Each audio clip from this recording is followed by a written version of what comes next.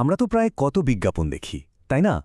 কিছু বিজ্ঞাপন দেখতে একদম সাধারণ, কিন্তু কি করে যেন মনের মধ্যে গেঁথে যায়। তো আজকের এই আলোচনায় আমরা ঠিক এরকমই একটা প্রিন্ট অ্যাডকে ব্যবচ্ছেদ করে দেখব, খুঁজে বের করার চেষ্টা করব এর পেছনের আসল রহস্যটা, মানে ওই শক্তিশালী মার্কেটিং ফর্মুলাটা। এই যে দেখুন বিজ্ঞাপনটা একটা লোকাল রেস্টুরেন্টের। প্রথম দেখায় কি মনে হচ্ছে বেশ সহজ সরল, তাই তো? কিন্তু আসল ব্যাপারটা হলো এর প্রত্যেকটা শব্দ, প্রত্যেকটা লাইন কিন্তু মেপে মেপে বসানো হয়েছে। সবকিছুর পেছনেই একটা নির্দিষ্ট কারণ আছে। তাহলে আসল প্রশ্নটা হলো, কি এমন আছে এই বিজ্ঞাপনে যে এটা এতটা সফল? এই যে এত সাধারণ দেখতে একটা ডিজাইন, এর ভেতরে কি এমন জাদু লুকিয়ে আছে?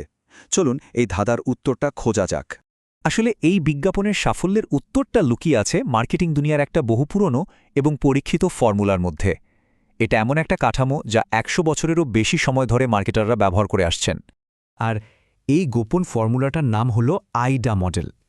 সহজ করে বললে এটা একটা ফ্রেমওয়ার্ক যা দেখায় যে একজন ক্রেতা কোনো জিনিস কেনার সিদ্ধান্ত নেওয়ার আগে ঠিক কোন ৪টে মানসিক ধাপের মধ্যে দিয়ে যান।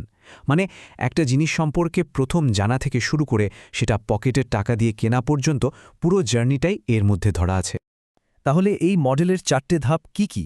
চলুন একটু দেখে নিই। প্রথমে আসে এ, মানে অ্যাটেনশন বা মনোযোগ।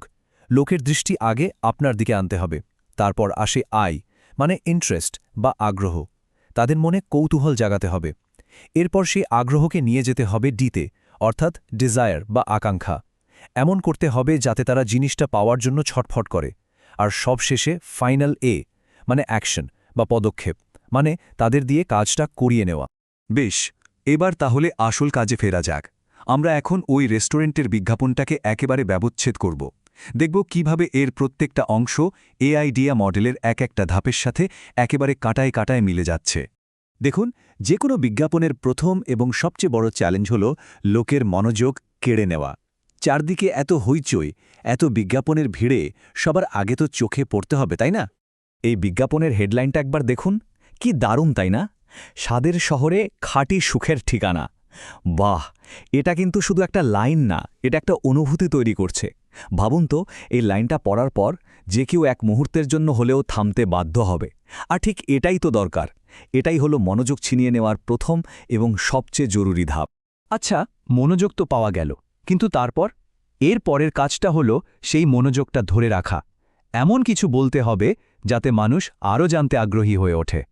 বিজ্ঞাপনের সাব হেডলাইনটা ঠিক এই কাজটাই করছে। হেডলাইন যে আশাটা জাগিয়েছিল, এটা সেটাকে আরও এক ধাপ এগিয়ে নিয়ে যাচ্ছে। ঘরোয়া স্বাদ আবার নিখুঁত পরিবেশন, এই দুটো আইডিয়াকে একসঙ্গে মিশিয়ে পাঠকের মনে একটা দারুণ কৌতূহল তৈরি করছে। তো কৌতূহল তো তৈরি হলো, এবার বিজ্ঞাপনটার ফোকাস চলে যাচ্ছে আকাঙ্ক্ষা তৈরির দিকে। এখন লক্ষ্য হল পাঠকের মনে রেস্টুরেন্টের খাবার আর ওই অভিজ্ঞতার জন্য একটা তীব্র ইচ্ছা জাগিয়ে তোলা। এই পর্যায়ে দেখুন, বিজ্ঞাপনটা খুব স্পষ্টভাবে কিছু সুবিধার কথা বলছে, যেমন ১০০% হোমস্টাইল আর হাইজিনিক খাবার, যা আমাদের স্বাস্থ্যের কথা ভাবায়।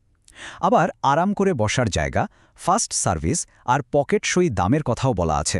এই পয়েন্টগুলো কিন্তু ক্রেতার আবেগ আর যুক্তি দুটোকেই নাড়া দেয়, আর এতেই ইচ্ছাটা আরও জোরালো হয়। আর এখানে তো একেবারে আসল খেলাটা হয়েছে। সাধারণ আগ্রহকে কিভাবে একটা নির্দিষ্ট আকাঙ্ক্ষায় বদলে দেওয়া যায়, এটা তার সেরা উদাহরণ। কলকাতা স্টাইল বিরিয়ানি বা অমৃতসরি ফিশ ফ্রাই, এই নামগুলো শোনার পরই তো জিভে জল চলে আসে। মনে একটা ছবি তৈরি হয় আর খাওয়ার ইচ্ছাটা একদম প্রবল হয়ে ওঠে। সবশেষে আসছে সবচেয়ে জরুরি ধাপটা। এতক্ষণ ধরে যে ইচ্ছাটা তৈরি হলো, সেটাকে এবার একটা আসল পদক্ষেপে পরিণত করতে হবে। মানে পাঠককে পরিষ্কার করে বলে দিতে হবে যে এবার এটা করুন। দেখুন, বিজ্ঞাপনটা কিন্তু কোনোরকম ভনিতা না করে একদম সরাসরি অ্যাকশন নিতে বলছে। আজই চলে আসুন অথবা অর্ডার করুন, এরকম স্পষ্ট নির্দেশ থাকলে পাঠকের পক্ষে সিদ্ধান্ত নেওয়াটা অনেক সহজ হয়ে যায়। আর কাজটা আরও সহজ করার জন্য যা যা তথ্য দরকার, ঠিকানা, ফোন নম্বর, ওয়েবসাইট, কখন খোলা থাকে, সব একেবারে হাতের মুঠোয় দিয়ে দেওয়া হয়েছে। ফলে রেস্টুরেন্টে যাওয়া বা অর্ডার করার পথে আর কোনো রকম বাধা বা দ্বিধা থাকছে না। তাহলে এতক্ষণ ধরে যা আলোচনা হলো, তার থেকে মূল শিক্ষাটা কি? চলুন পুরো বিষয়টাকে একবার গুছিয়ে নেওয়া যাক। আচ্ছা, এই টেবিলটা দেখুন, পুরো ব্যাপারটা একদম জলের মতো পরিষ্কার হয়ে যাবে। এখানে খুব সুন্দর করে দেখানো আছে কিভাবে আইডা মডেলের প্রত্যেকটা ধাপ, মানে অ্যাটেনশন, ইন্টারেস্ট, ডিজায়ার আর অ্যাকশন, বিজ্ঞাপনের এক একটা অংশের সাথে একদম খাপে খাপ মিলে গেছে।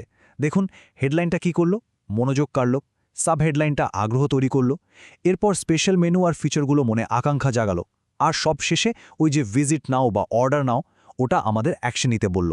কি দারুণভাবে সাজানো, তাই না? সুতরাং আসল কথাটা হলো, আইডা মডেল কিন্তু শুধু বিজ্ঞাপন বানানোর একটা ফর্মুলা নয়, এটা আসলে যে কোনো ধরনের কমিউনিকেশনকে প্রভাবশালী করে তোলার একটা মৌলিক নকশা। এটা আমাদের শেখায় কিভাবে ধাপে ধাপে মানুষের মন জয় করতে হয়। শেষ করার আগে একটা প্রশ্ন রেখে যাই। এই যে এত শক্তিশালী একটা কাঠামোর কথা আমরা জানলাম, এটাকে নিজেদের পরের প্রজেক্টে কিভাবে কাজে লাগানো যেতে পারে? ভাবুন তো, শুধু বিজ্ঞাপন কেন, একটা ইমেল লেখার সময়, একটা প্রেজেন্টেশন দেওয়ার সময়, বা এমনকি সাধারণ কথা বলার সময়ও তো এটা ব্যবহার করা যেতে পারে। ব্যাপারটা কিন্তু ভাবার মতো।